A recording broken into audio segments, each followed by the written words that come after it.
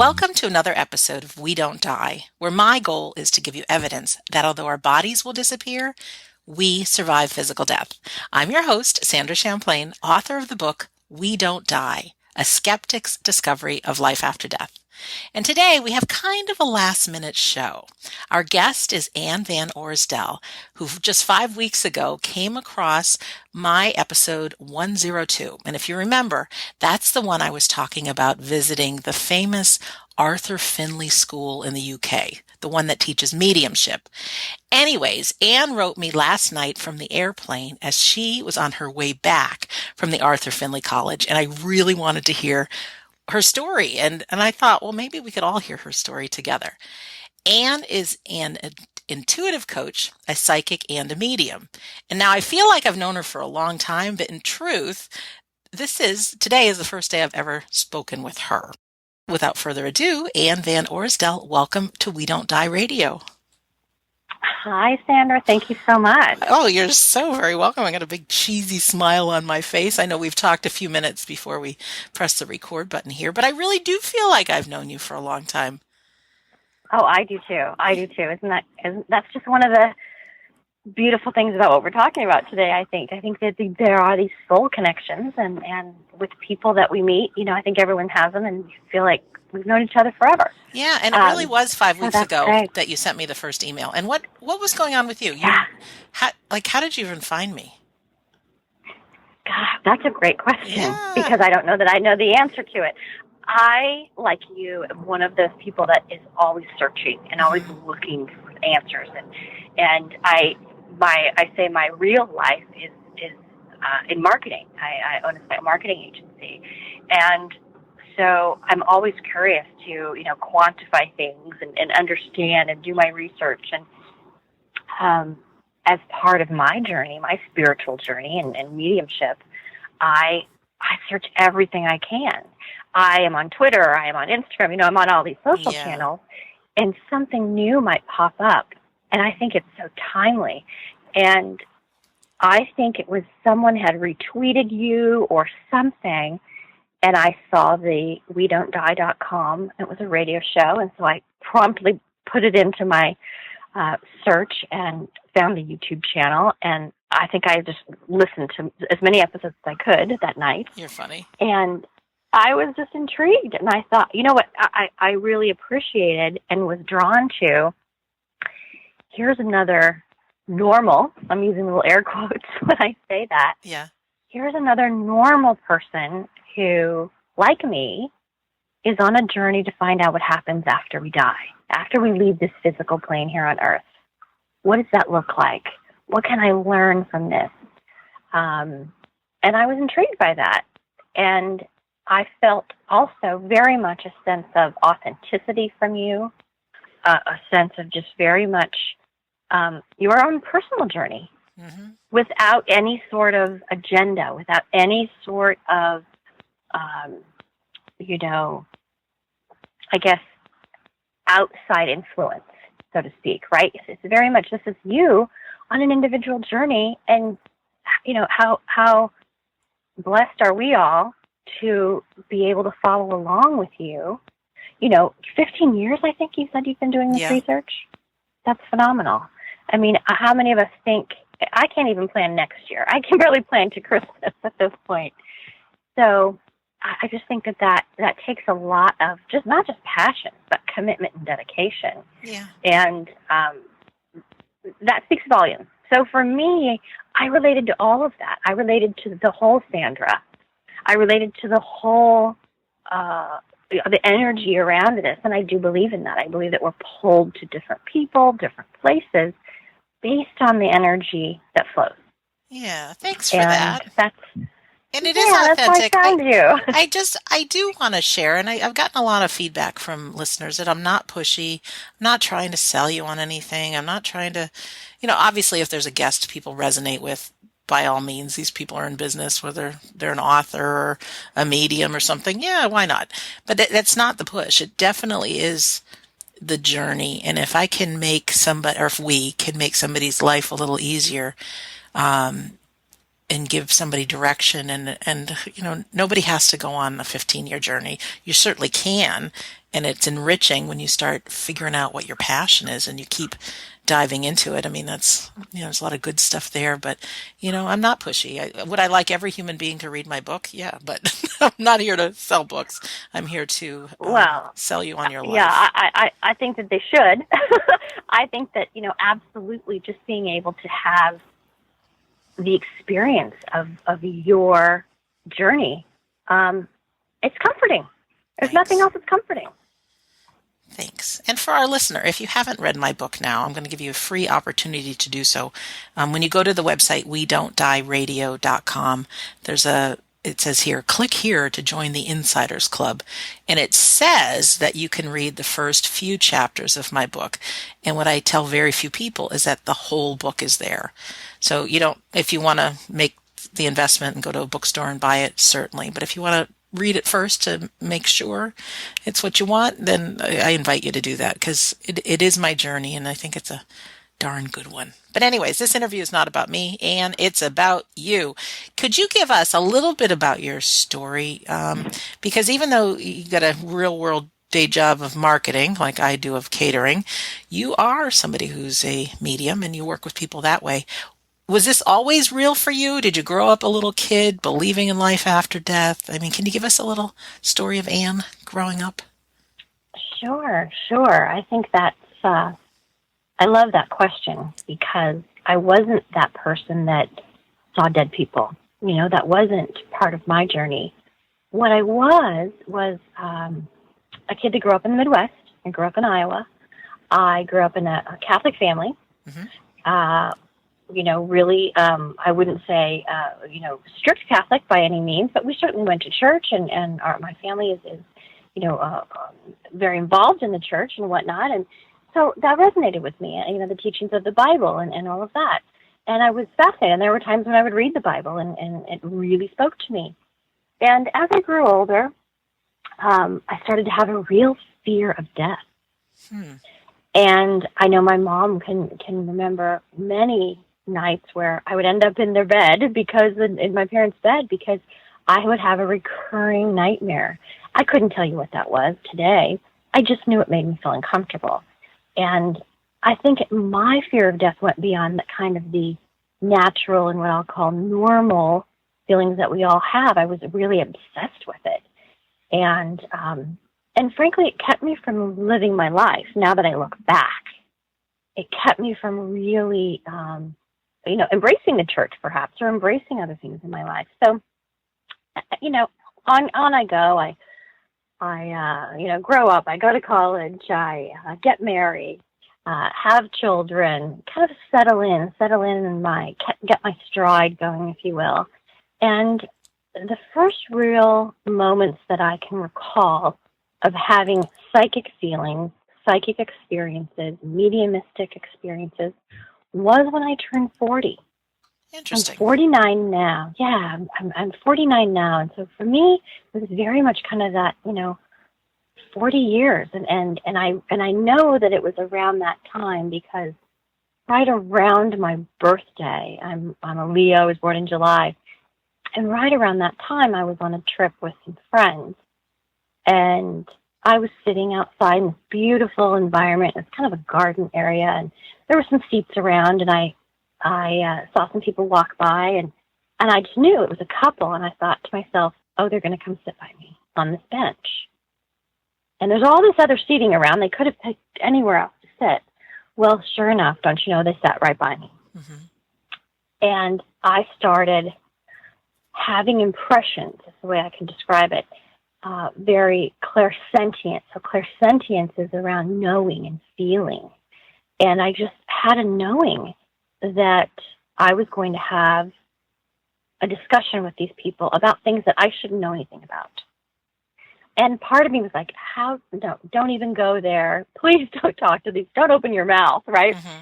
And so we had some niceties. We shared some niceties, and then the woman made a comment. And I think that the word that sticks in my head at the time was, she said something about being spiritual. And I went, bing! It was like a light bulb went off, and everyone in my spirit circle said, "This is your go. It's time." And I just said, if you don't mind, I'd like to ask you a few questions. And I really just said, would you be open to receiving a message if something came through? And this is what I do, and just know that I'm only learning. And she was all ears. And for the next 2 hours, they even missed their dinner date. Really? They stayed and talked with me. And the messages, and this is a conversation, I didn't close my eyes and go to a different realm. I just engaged with them, and it was a sense of knowing. And I shared some messages with her that I was getting, and one in particular was that she was concerned about her daughter, her adult daughter, who I happened to know went to school somewhere in Austin. I could describe where her new apartment was, that it was on the second floor of this building. There was a river that went behind it. She had one roommate. I mean, all these specifics. And I said, I feel like I'm telling you this because you're very concerned about your daughter. And she's going to be just fine. And she said, I am. I'm really concerned that she's going to find a job. And, I would feel better if after, she graduates, she'll be able to find a good job, at least his first job. And I said, without a doubt, the daughter's going to have a great job offer before my birthday, which is the 30th of July, and she's going to be just fine. And now I remember this was in June, so it was about a month away. We leave. I gave her my business card, which, of course, was a marketing business card and not anything to do with mediumship. Right. And she called me on my birthday, and she said, I just have to tell you that reading, that conversation we had, changed my life. And she said, as we were talking, I really wanted to hear from my grandmother. And her grandmother did not have a message for her. But her aunt came through, and her mother came through, and they were talking of her daughter and other things. And she said, but I really called to tell you that my daughter got a job offer that is amazing 2 days ago, and she's accepted it. And you were absolutely right about that. And so I said, wow. That was just kind of a wow for me. Oh, yeah. Now, did you study any psychic stuff or medium stuff or, Not at that point, but that was really, was the kickstart for me. So you were just winging it, telling her what was there. I was completely winging it. And then I thought, my first thoughts were, this is extremely irresponsible. This is extremely irresponsible. Who are you to give this woman advice? Right. But I have to tell you, it was just so, it felt so right. And it was, I would say it's not advice so much, that was just helping her feel better about her daughter, going to be able to support herself and find her passion, do something she loved doing. What was it like, Anne, when you said Austin, Texas, and college and second floor and all that, when you found out you were right about those things? I was as surprised as she was. I was absolutely as shocked as she was. And I think that that's normal. I mean, the stories that I've, other mediums that I've talked to and how they first start. Even today, I'm always surprised when spirit comes through loud and clear and has this wonderful message of love and hope and inspiration and all of that. So it made me want more, I'll tell you. It made me, not doubt that inner voice. And when I say inner voice, I've since learned that we have that inner source and what I'll call light or power. And then we have the voice in our head, and in your book you call it the voice. And that voice is usually negative, right? It's the one that tells us we're not good enough. Right. We're not this, we're not that. And so I've had a lot of that. That has been a big struggle. But at that moment, it was really just more intrigue and, okay, I've got to learn more. And after that, I really started to get my hands on anything. I would spend my Saturdays or Sundays at, Barnes & Noble, just going through bookshelf after bookshelf and looking for books that popped out. I've read everything, it seems like. And what I got from those books was a recurring theme. and a theme that spoke to me. And it really resonated with me what these other mediums and or doctors and or physicists or whatever the genre or, topic of the book I was reading at the time, it all connected in some way. So then I started to go and see mediums in action. I was living in Denver, Colorado at the time, and I had heard about this medium, Rebecca Rosen, who's extremely talented. And when she was starting out, she would hold small group readings. She would hold them in churches. She would hold them in, just different public venues. And I just really was fascinated by how she worked. I never got a reading from her. I didn't have someone, and I think this is important. I wasn't searching for something, right? My parents are still living. Right. Thank God. I had lost my grandparents, but I hadn't lost what I would say close friends or immediate relatives, right, other than my grandparents, which I would have expected to at that age. And so I never got a reading, but just sitting in the presence and observing her giving these readings to others. I then took classes of hers, which just to learn a little bit about, when people say the word aura, what does that mean? Right. What is a chakra? These different words that you hear. Mm-hmm. And it was in one of her classes where she came up to me and she said, your grandmother's here. She's saying that you share a name, which is true. I'm named after my grandmother. And that you're going to be doing this. And I went, not me. No, this is not me. I'm not going to do this. So she really sparked that interest. And so after seeing her and really admiring her work, and I still do today, I attended as many different medium and psychic demonstrations as I could, just as an observer. And again, once in a while I might have a short reading, but most of the time it wasn't for me. It was just me trying to understand what was going on. What was this about? And I was pretty obsessed, I have to tell you. I would say I was obsessed. I didn't want to talk about this with anyone because it's not, everyday conversation. But I was obsessed and I wanted to know more. And my inquisitive mind wanted to prove it and wanted that proof. And then I started to realize, well, trying to find proof of life after death is like trying to explain what happens when we, use the internet or use our cell phone. Amen, sister. I'm sure when the radio was first invented, there were all kinds of questions about well, what do you mean you speak into the radio and it comes out, in another state, county, nation? And I don't think that way. So I never was that person who wanted to dive in and really understand the science of it. But I did feel that if it was going to be something I was going to participate in, and certainly something that I was going to sanction, if you will, or do myself, I had to have more specifics. So as I went through these classes, then I went into, after observing these mediums, then I started training with them. And by training, I would mean maybe a one-day course, a weekend course. And I've trained with some wonderful mediums, Lisa Williams, Melissa Kabulis, who's phenomenal. I will call her my mentor. Nice. And I think that hearing from them, hearing their personal stories, and having them take the time and really care about the teaching of mediumship, my understanding is that they do this, and not everyone's a teacher, just like, not everyone should be a teacher of children in a school. Right. I think it takes a real special gift for that. But they, as teachers, were really able to help their students understand that this is a gift that we all have.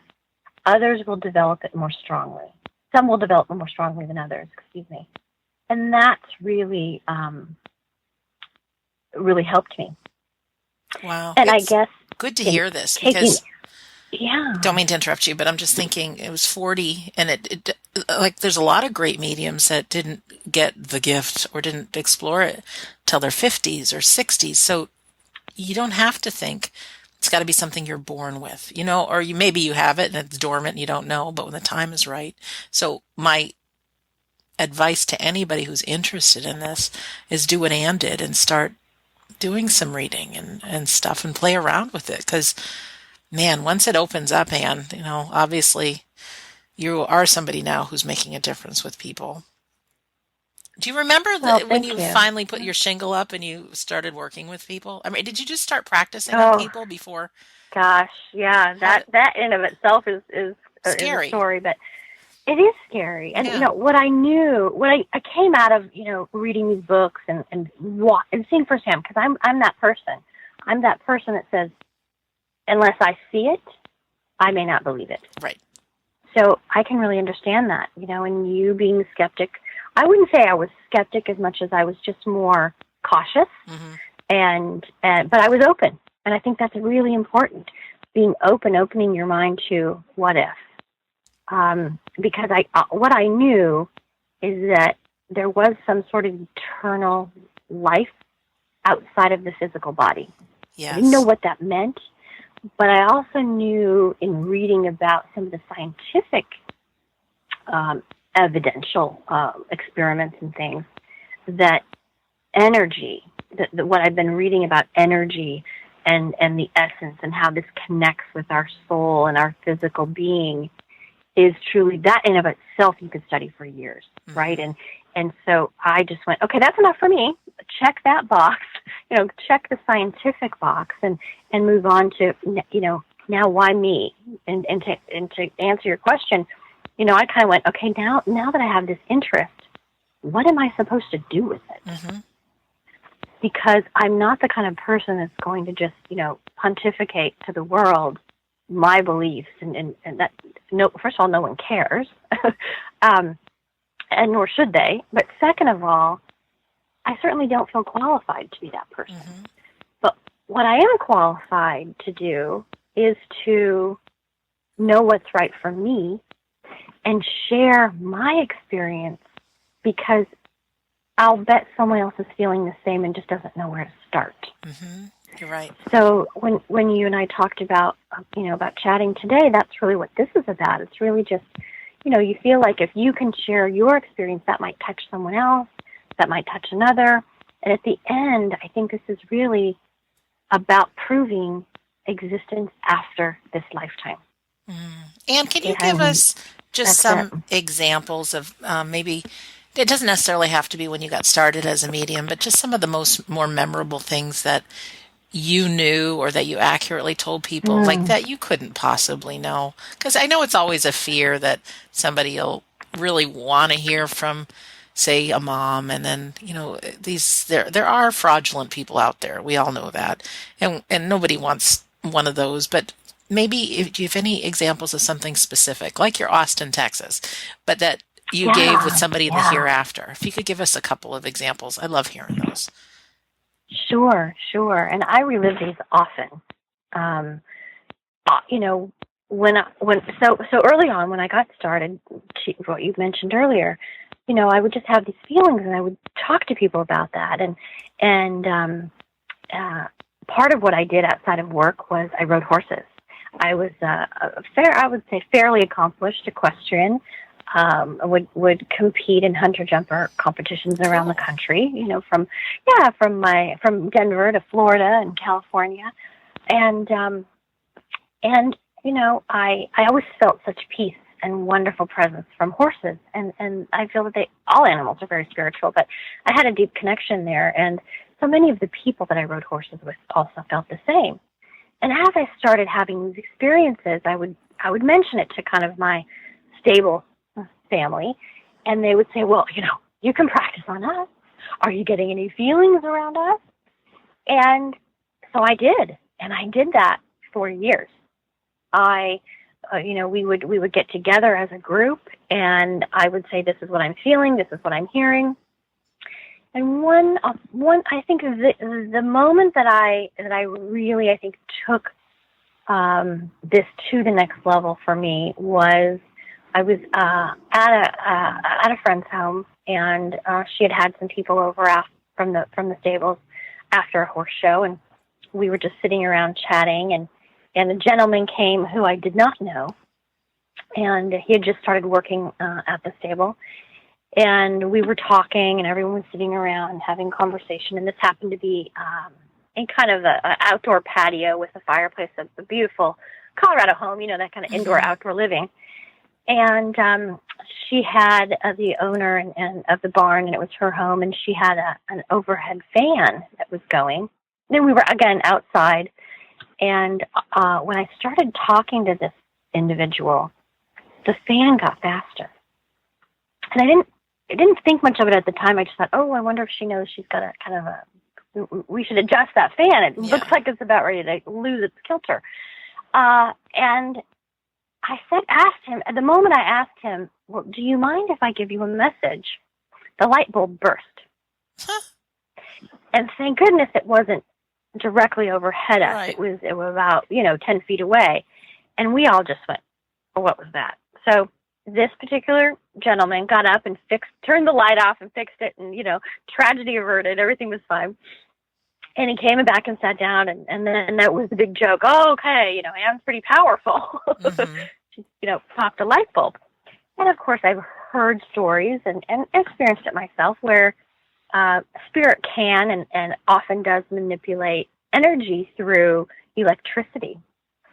And so I had that thought in the back of my mind, but it led to a beautiful reading for this gentleman who was fairly quiet at the beginning of the night. And as we started to talk, I said, I feel like I have someone here coming through.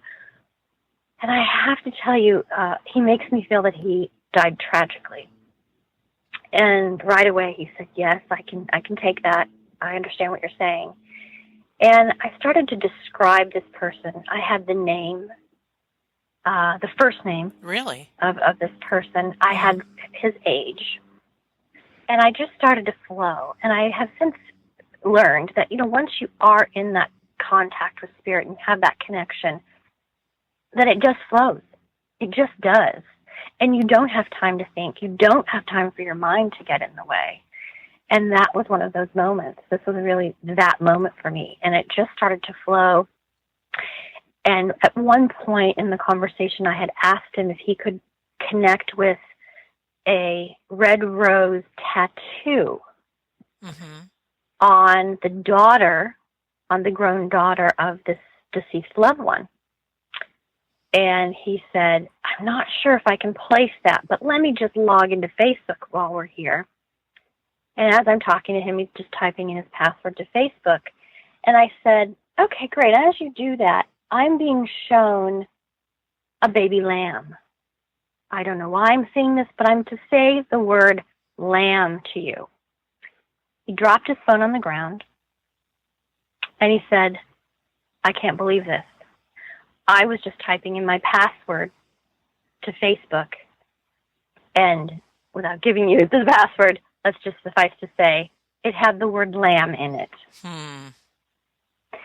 And that was the first word of it, of the password. Yep. And he was shocked, and I thought that was pretty evidential. And the reading kept going on like that, and it was really beautiful. Anything and afterwards, about the rose? And he confirmed it. Yes, thank you.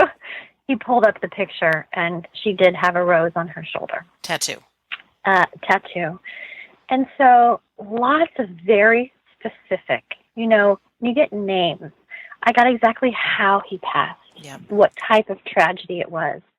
I understood the relationship as being a best friend. All of these things just made complete sense to him. And he broke down in tears, and he said, you have no idea how healing this was for me. And the next day when I saw him at the stable, he came up to me and he said, can I hug you? Which happens a lot. Yeah. Right? Sure. You want that connection. I think people want that physical connection also, and they feel the energy pull so strong with the medium that you feel like you're hugging your friend. Yes. He said, I feel like I'm hugging him. And he later told me that he had suicidal thoughts. Oh, Anne. and that I saved his life. And there's nothing more powerful than that. No. I didn't set out to convince him or anyone else of anything. I was simply saying, thank you for allowing me to serve. Thank you for allowing me to share. And I do feel that way. I feel that my service is first and foremost to spirit for allowing to make the connection. And then secondly, to the sitter or the person I'm reading for. Right. And lastly, for myself, because I do think that there are messages of healing and hope for the medium as well. I think that's very, very important.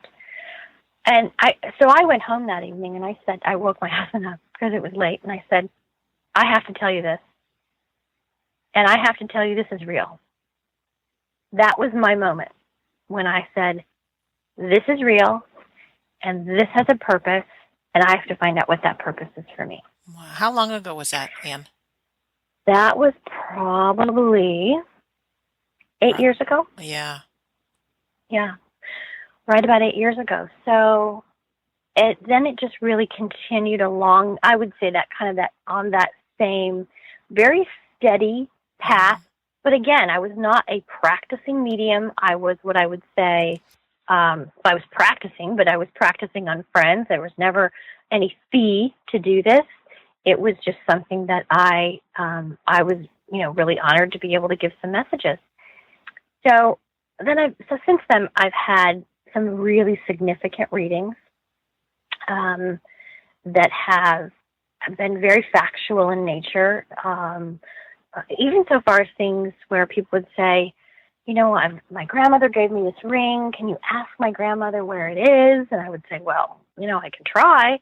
Right. And sure enough, don't you know, Grandma would give me the exact location of the ring where this person says they've looked a dozen times before. And there was no ring there. And I tell them where it is, and they find the ring. Now, that's kind of a silly example. I mean, do we really think our grandmother's going to come through to help us find lost jewelry? But it's evidential that not. she's around. It is. It is. And lots of evidence that points to they know what we're doing. And they're around us on a daily basis. So that's another example. I've had examples where I've actually, another one very, very, this is more recently, 2 years ago, where I was working with my mentor, and she's in New York, and I'm in Denver at the time. And I was here in California. I relocated to California about 3.5 years ago. And so we're on the phone doing our session, and we would just do like a Sunday afternoon, session where she works with me on a variety of different things. And she was starting to tell me about what we're going to work on in this class and what, how I should plan accordingly and how I should prepare. And she said, I have to stop. I have a woman here that needs to come through for you. And I thought, oh my gosh, well, that's interesting, right? And again, because I hadn't really had that experience before of someone coming through for me. Right. And I had this amazing energy and validating messages of a gal that I knew who also died tragically, who came through and gave me the most validating messages. And we talk about mediumship, and I think a word that is used a lot now is evidential mediumship. Yes. And the evidence that came through for me in that reading was so overwhelming. I had to sit down. At one point, I was pacing the floor because I couldn't believe what I was hearing from this medium, who's also my teacher. It was so spot on with names and specifics and information that was related at the time to also a criminal case. Wow. She couldn't have possibly known because, of course, none of this would be published. Right.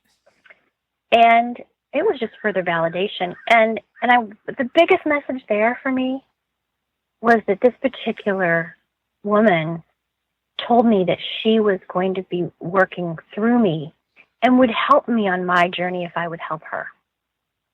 And I thought, wow, she's in the spirit world.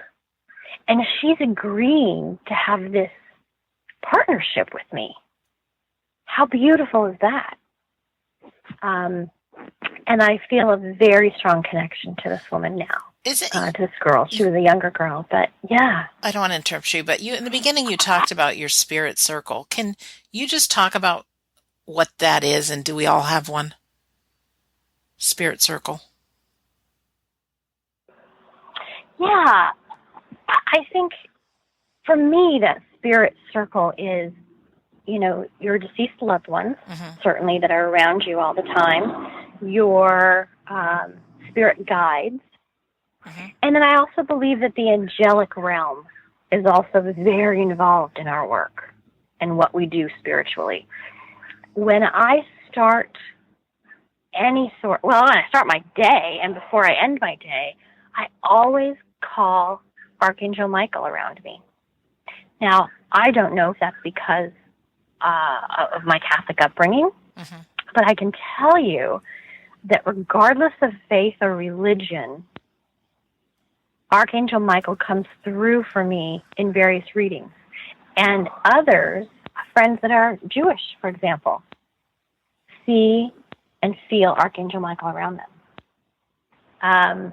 So as you would see, him as an angelic Catholic symbol, he's also the symbol when it comes to archangels for protection. And I've done a little bit of studying of angels, and I love Doreen Virtue, whom you talk about as well in your book. I just, I love the information that she has shared in her many books about, angel connections and the meaning behind various archangels and how we can and work with them and how they want to work with us. And what I've been told in my research and my experiences is that the archangels want to work with us, and we just need to listen. We need to call them in. And so once I heard that, I was all about that. I was all about calling them in. It's funny because. Go ahead. I just want to interrupt you, but I shouldn't. Oh, no, I was just going to say, because who doesn't want more help from the other side? Yeah, absolutely. I talked to somebody a couple of days ago that said your angels are just sitting around waiting for you to ask them. It's like, and whether it's true or not, I don't know. We'll never know until it's our turn to, cross over. But to imagine that we've got our loved ones that are cheering us on, and I do believe that they're doing other things in the hereafter. They're just not hanging around with us, but they're, with us in just a blink of an eye. But that we do have these guides and we do have angels, and but as human beings, we have free will. So, and nobody jumps in unless we ask. And sometimes what we ask for might not be exactly what we think we need, but it might be just what we need. You never know. But if we can live our life more empowered, that we're not alone. And I absolutely love that you helped that gentleman not end his own life. That's huge. But looking at time, Anne, it's going by fast. I want to hear about your trip to the UK because you obviously made an investment in time and money, and you live in California and you're flying all the way to England. So it's 8-hour time difference, I think, right? Right, and 10-hour flight, right? Yeah, and it's big commitment to try to increase your abilities and see what was there for you. Tell us, if you would, about your trip. Any hesitation when you first show up at this beautiful old building, or like how was it for you? Oh, huge hesitation. But I'll tell you, it felt like coming home. Oh. And everyone that I talked to that was there, they felt like, not in a literal sense that I felt that I had been there before. I didn't have that feeling. I have had that before. Call it a deja vu or whatnot. I have had that feeling before, but I didn't have that here so much as I just had this overwhelming sense of, this is where I'm supposed to be. Absolutely. And I just embraced that. And I made the commitment to, like you said, to make the trip and everything that goes along with that. And it was fabulous. And I would say to anyone that's listening that is considering going, I would ask yourself, why is this on your radar? Yeah, exactly. Why are you being pulled to this? Because I don't think it's random. Mm-mm. I think that if you're starting, if you pulled up the Arthur Findlay College.org website, and for those listening, it's Findlay with an AY, ArthurFindlayCollege.org. If you're looking at that, if you're looking at the course selections and seeing which one speaks to you, I would say don't overanalyze it. Go with what you get, and that's what I did. I went and I said whatever is meant to be will be, and I was very fortunate to be assigned an amazing tutor. Andrew Manship was the name of my tutor from my group, and what I can say about Andrew is just the sense of overall love and support and non-judgment from this man. He's amazing. He's really changed my life. And I know he touched everyone in that class as well. But he really helped me understand, for me, how to get out of my head. And that's really important when you're a medium and you're working with energy, because we have that voice that wants to question everything. So he taught us, we had lectures. So the course is really, I did a 6-day course. And that's everything from lectures, we saw some videos, and we talked about some history of psychic mediumship. We certainly talked about the history of the college and the Spiritualist church, which was founded in England. And, there were people from all over the world, various countries, that I'm really, really proud to call my friends today. And I know that those friendships are going to last because we're connected on a soul level. And what I learned there is that we are mediums. That's why we were there. All different levels. There were some people that have been doing Reiki healing, and they have felt a pull towards, connecting with spirit beyond that healing level, but had never given a message. We had people that had that interest. To people, some in my group, one in particular who, is from Toronto, Canada, who speaks in front of 300 or 400 people in sessions. Wow. And is comfortable doing so. So you really had a wide variety of interests, skill sets, and capabilities. And I just really appreciated how they worked with each of us individually. And what I took away from this past week was probably the top things were, understanding energy and how it affects us, not just when we're doing mediumship work, but daily. Because when you think about the power of thought and you think about what we put out there, if you walk around feeling, I'm not good enough, I'm not worthy, you will start to attract that. And it will bring you down. It will bring those around you down. But think of it, the alternative is to say, I'm blessed. I am here for a higher purpose. Right.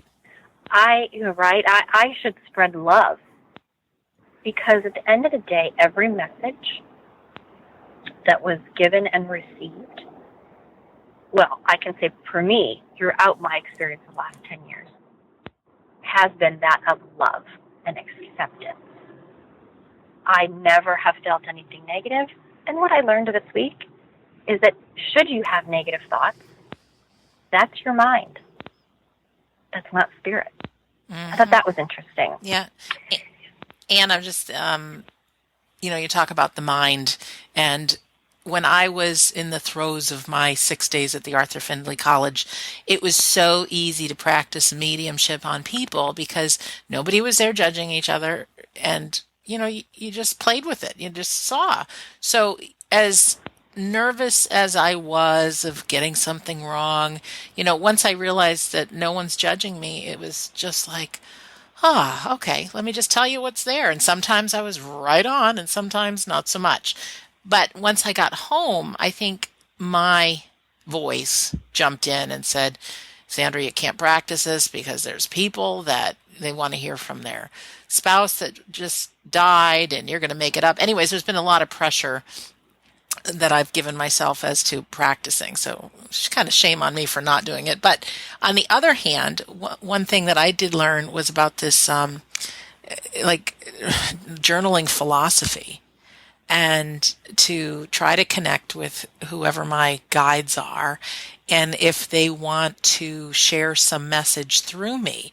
So what I've been doing, and the only reason I'm saying this is because I wrote something this morning that just so speaks to what you just said. I mean, just said. And I want to read it if that's okay. Yes, absolutely. Yeah. And it's kind of about what our minds tell us, and that we can have a good day or bad if, we get to decide it. But anyways, have you ever noticed on a cool, damp day, you feel uncomfortable and cold and dream of a warm day? You're making the day wrong and the weather wrong. However, to the day, the mist is needed. It coats the flora with a dense dew necessary for the leaves and the brush. The cool temperatures, too, act as necessary agents in the journey of all. Do not make the day wrong. It is perfect. Rain is needed for growth, just as sunshine. Your quest is to determine your weather. Did you know you can cause the weather within you? If you want rain, simply think bad thoughts.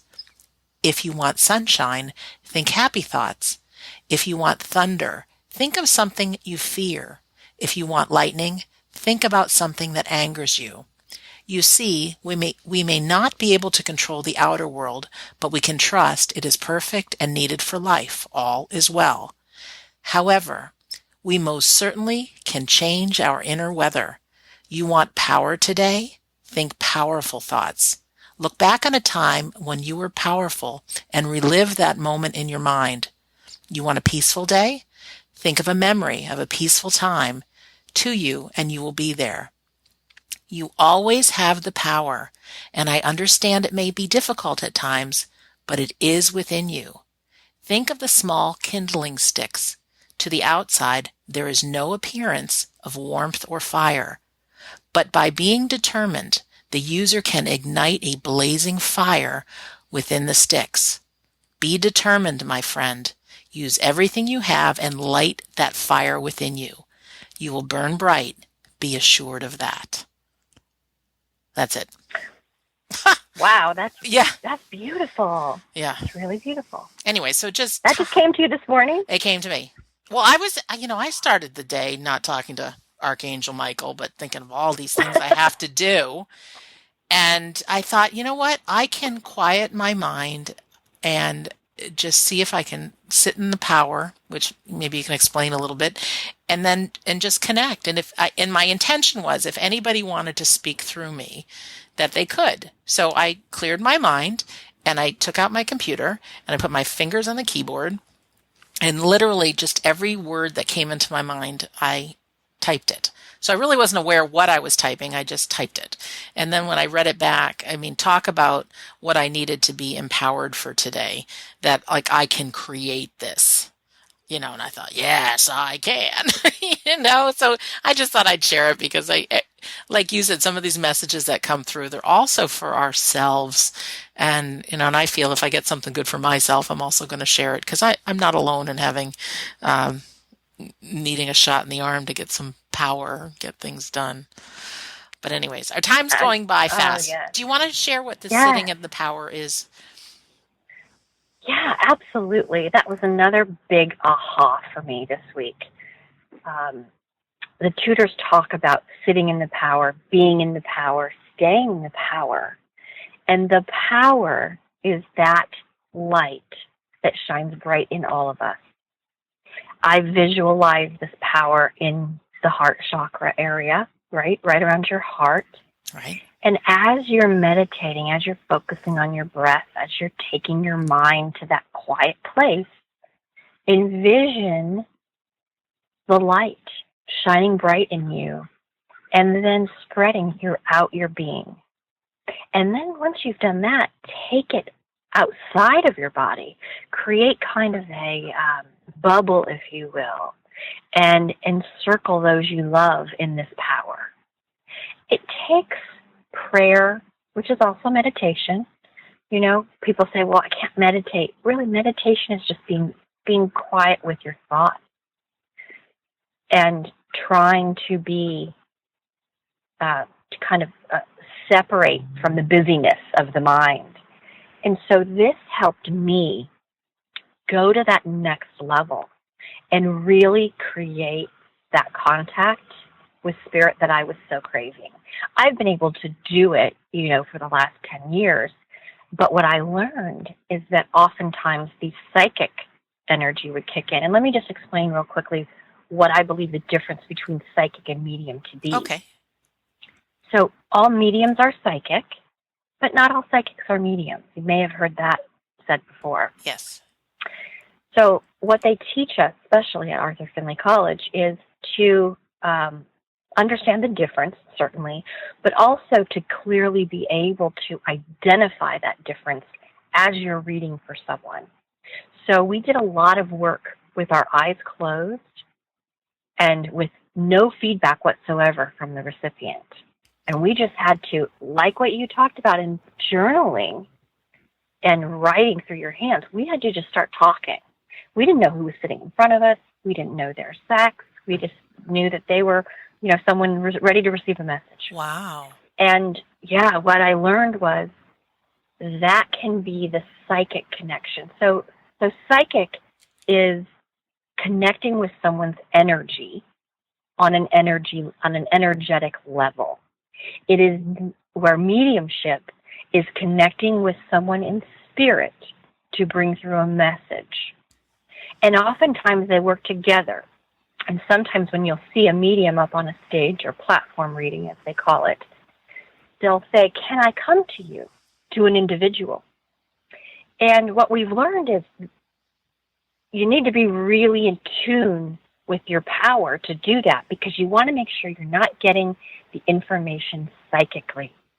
It's still great information, don't get me wrong, wherever it comes from, but part of the training as a medium is to understand and feel the difference. Mm-hmm. And how to stay within the power. And it was so obvious to our teachers, where they would say, okay, you're slipping, you're getting into your head, bring it back down into your power. And you could feel the immediate energy shift. So for a human doing this work, feeling that energetic realm, all I can say is it's life-changing in all the best ways. All the best ways. And I think sitting in the power, too, I have this visual. Remember when you used to plug in your old telephones and you'd plug it in and then you'd see it blinking like it was getting stronger and stronger and stronger, like your battery's more and more charged. That's kind of how I think of it. And whether you're a medium or not, if you can envision you yourself, however you can, just being this divine soul and your light shining through, so far through that it might fill your bedroom or your house. And I like to picture, and the sun being, to me, it's my symbolism for God, and just having the rays of sunshine blending with my rays coming from me. And, just quietly, that's my little meditation. And I picture my cell phone's charging. I'm the cell phone, getting stronger and stronger. But I believe that that's where the effective medium readings come from, the psychic hits, all that, but also that we live our lives aligned with our soul and our purpose. And, a lot of times people feel a little nudge or great idea when they're in the shower, or in the bathtub or something. I think that's being kind of tied in with that same channel. So you can use this, even if you're not a medium, to enrich your life and, get more on your purpose and passion, if that makes sense. I think so. It really does, and I'm really glad that you brought that up, because for everyone listening, there is no one size fits all, right? There is no silver, secret sauce, I'll say. Secret sauce. To making mediumship that works for everyone. There is no recipe. The recipe is what feels right to you. And if imagining the sun works for you, Yeah, it great. does. I imagine a candle, honestly, a candle burning within my heart. And someone might envision water, something else. Yeah. And what I know is that it works regardless of how you envision it, because it comes from your soul power. It comes from your place of truth, and that's all you need. Yeah, I'm thinking somebody else I just heard, and I love this. They imagined all the ocean being love, right? And you actually had to start thinking of those you love. So I'm thinking of my mom, and the love I had for my dad, and just even my cat. And anyways, I'm starting to fill up on all this love, and that, like, all this love. Just imagine whether it's the ocean or a lake or whatever, and then I physically get into this body of water and open my pores, and just like all this love rushes in, and I got filled. It just felt like I was just being filled to the core with love, and is this just a visual? I don't think so. I mean, this is what we call intention, and we are so much more powerful than we know. We really are. We are just these powerful souls that just happen to have a human body, right now, but we are pretty magnificent. Anyways, Anne, we're almost out of time. What haven't I asked you, or what do you want to share, or do you have any tidbits about living a great life that you feel drawn to share? Gosh. What you got? I would just say I love doing the mediumship work, and I've just started to kind of, I won't say come out of the closet. Around last Christmas, I had so many friends encouraging me, just put up a Facebook page, just put up a website, just put yourself out there. Because you said it earlier, it's that intention and putting that intention forward. And a big part of what many of us struggle with, at least I will speak for myself, is what will people think? How will I be judged? Yes. Because we're being judged every day by people we love, by people that don't know us, by everyone in between. And part of my journey last week was to let that go. In fact, I wrote it on a piece of paper, ripped it up, and threw it in the garbage in front of my teacher, because I needed to shed that. I needed to completely surrender that part of my mind. Oh, good. It's not who I am. Yeah. So I would say a big part of why I do this and I choose to continue to reach for the answers is because I want to no longer be afraid of death, which I'm happy to say I am not. And I want to be able to fully live my life. Right. And I think until you can shed that fear of death, I think it's difficult. I apply it to my everyday life, and I have seen tremendous enhancement.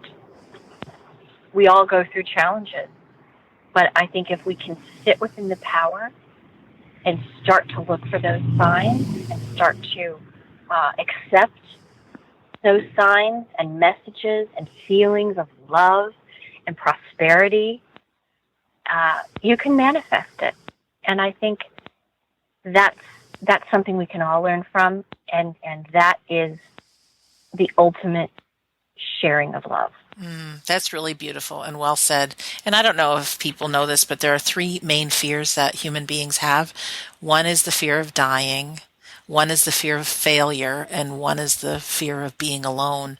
And from what you're up to, what I'm up to let people know is, okay, don't have a fear of dying, because we don't die. Your body is going to disappear, but your personality, you're going to go on.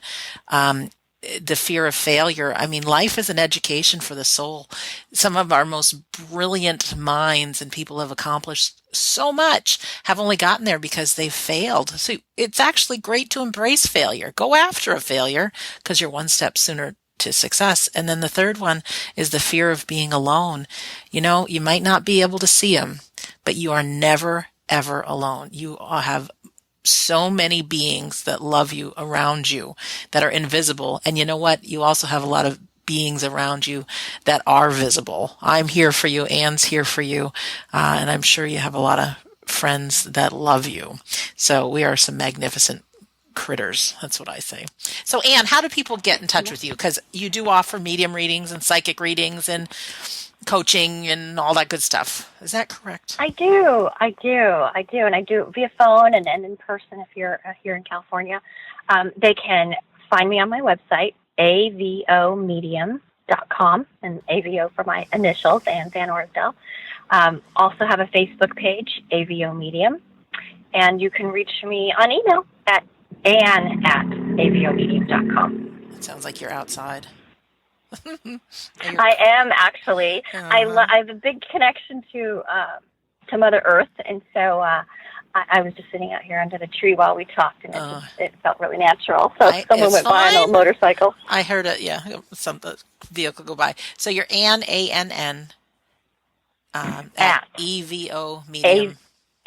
It's A as in apple, AVO for Ann, avomedium.com. Sorry about that. Perfect. That's okay. Perfect. Okay, Anne, thank you for being here. Definitely. And to our listener, thank you for being here. It's fun. This is just a spur of the moment interview today. And thank you for being here. We always try to give value, not just for you, but selfishly for me and for Anne too. We're all humans in this game together. And as always, go to WeDon'tDieRadio.com. Click on episode 126 if you want to see a picture and get the link to Anne's website. And like I said at the beginning of this show, if you haven't read my book, it's hard to get everything behind me and these episodes, but I do love to share my journey of why I really believe in life after death, all the cool things that I've tried and done, and some people even say it's a handbook for living. It's much more than just life after death. But go to WeDon'tDieRadio.com, click on the Insiders Club, and that's it. So in closing, my name's Sandra Champlain, and I've been your host on We Don't Die Radio. And without a doubt, I believe life is an education for the soul and that your life here on earth is important. So thank you for listening. Make it a great day, and we'll see you soon.